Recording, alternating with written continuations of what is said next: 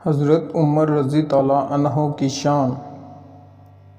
حضرت عمر رضی اللہ عنہ کے زمانے میں یہ واقعہ پیش آیا کہ ایک چور چوری کرتے پکڑا گیا۔ لوگ اسے حضرت عمر رضی اللہ عنہ کی عدالت میں لے آئے۔ حضرت عمر رضی اللہ عنہ نے ان سے پوچھتاچھ شروع کی اور کچھ دیر کے بعد اس کا جرم ثابت ہو گیا۔ قانون کے مطابق اس چور کا ہاتھ کاٹنے کا حکم دیا گیا۔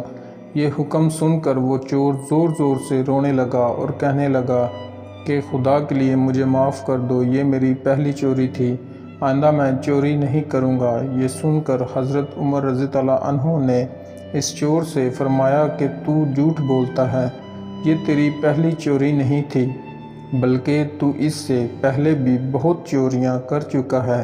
یہ سن کر وہ حیران پریشان رہ گیا اور اپنی گزشتہ چوریوں کا اقرار کر لیا۔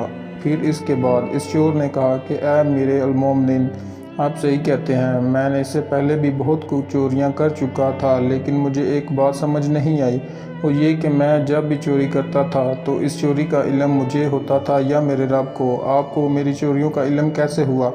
یہ سن کر حضرت عمر رضی اللہ عنہ نے فرمایا کہ اللہ تعالیٰ بھی کسی کو اس وقت تک ذلیل نہیں کرتا جب تک وہ حد سے آگے نہ بڑھ جائے۔ میں جانتا تھا کہ تم چوری کرتے ہو اور میں یہ چاہتا تھا کہ تم خود ہی راہ راست پر آ جاؤ گے، لیکن تم نے آخر حد پار ہی کر دی، اور دیکھو اللہ نے بھی تمہیں ذلیل کر ہی دیا۔ واہ عمر، تیری عظمت پر قربان جائیں، سبحان اللہ، کیسا حکمران تھا۔ یہاں سوچنے کی بات یہ ہے کہ آخر حضرت عمر رضی اللہ عنہ کو کیسے پتہ چلا کہ وہ آدمی چوریاں کرتا ہے؟ اس کی وجہ یہ ہے کہ جب سارے مدینہ والے سو رہے ہوتے تھے تب واحد عمر ہی ہوا کرتا تھا جو پوری رات چوکیدار بن کر عوام کی رکھوالی کیا کرتا تھا۔ آخر میں اللہ تعالیٰ سے دعا ہے کہ اللہ ہمیں بھی عمر جیسا حکمران نصیب فرمائے، آمین۔ تھینک یو گائز، ملتے ہیں نیکسٹ ویڈیو میں۔ ویڈیو اچھی لگی ہو تو چینل کو سبسکرائب کر لیے گا۔ اللہ حافظ۔